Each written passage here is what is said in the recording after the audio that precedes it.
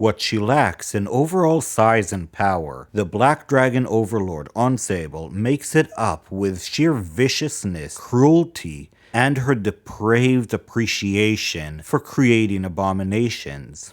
Greetings and welcome back to my channel, guys. How are you doing today? In this video, we are going to talk about another one of the Dragon Overlords, Onysablet, the Black Dragon Overlord of Nusi. Measuring 240 feet long from her nose to the tip of her tail, covered in midnight black scales, with bat-like wings and a sinuous, agile body. Onysablet had two ivory horns that pointed downward from her dark head and an acidic demeanor, making her by far the largest and strongest black dragon on the entirety of Ansalon. Now, Onysablet made the journey from her home world to Krynn when she noticed that Malastrix and a number of other dragons had suspiciously disappeared. Following in their wake, she appeared to the distant east of Ansalon in the year 387 after Cataclysm, and then made the journey across the sea. Normally used to lurking in the swamps, Onysablet found the journey particularly difficult and swam most of the way, sleeping entire weeks at a time beneath the waves before resuming her journey. It took her 2 long years before Onysablet finally arrived in Ansalon. When she did finally appear in Ansalon, the Black Dragon soon made her way to Nusi, where she fought against the local dragons and claimed the area for her own. It was sheer exhaustion from the fighting that caused Onysablet to choose Nukos as her area and her own domain, as she did not wish to fight other dragons for different regions. Finding the landscape not to her liking,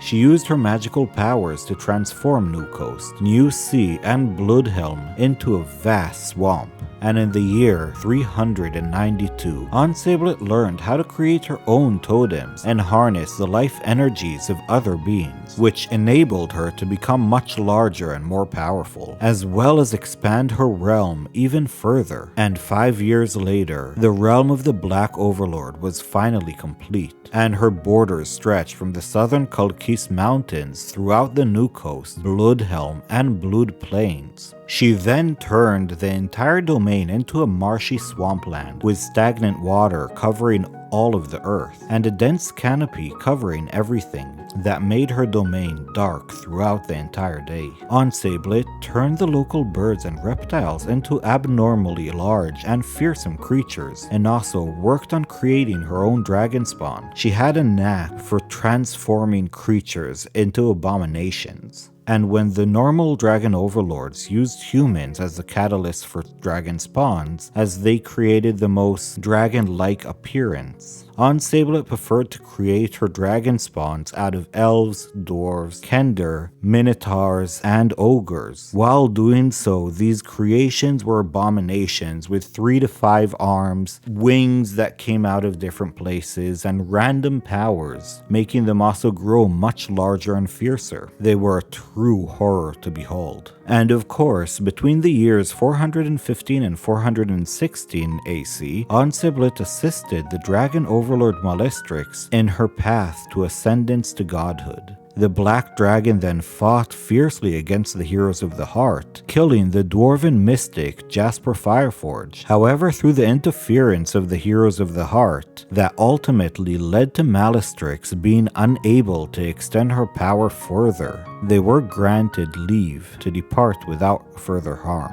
Onysablet then continued to develop her own power and experiments throughout the years, with attempts to capture more slaves, including the attempt to abduct the Princess of Ergoth, Mercedeth, in the year 417. Now, unlike her fellow overlords, Sable did not surround herself with a large number of other dragons. She had a small number of black dragons that served her, however, but was primarily served by a host of draconians, Bakali, and ogres. Her humanoid minions watched over her slaves and her menagerie. She had a tendency of collecting swamp creatures and other abominations, which she had performed magical experiments on, and chief among her Bakali servants was Chieftain Bakanish, a huge warlike fighter who ruled through brute force and fear. And of her dragon servants, Mintgoth, also known to man as Oil, was her chief aide, a large black male dragon who flew through her territory, constantly patrolling and looking for intruders, as well as learning valuable news to offer to his overlord. The only other dragon of note which served on Sable was Rikandoth, also known as Dire, the son of Midgard.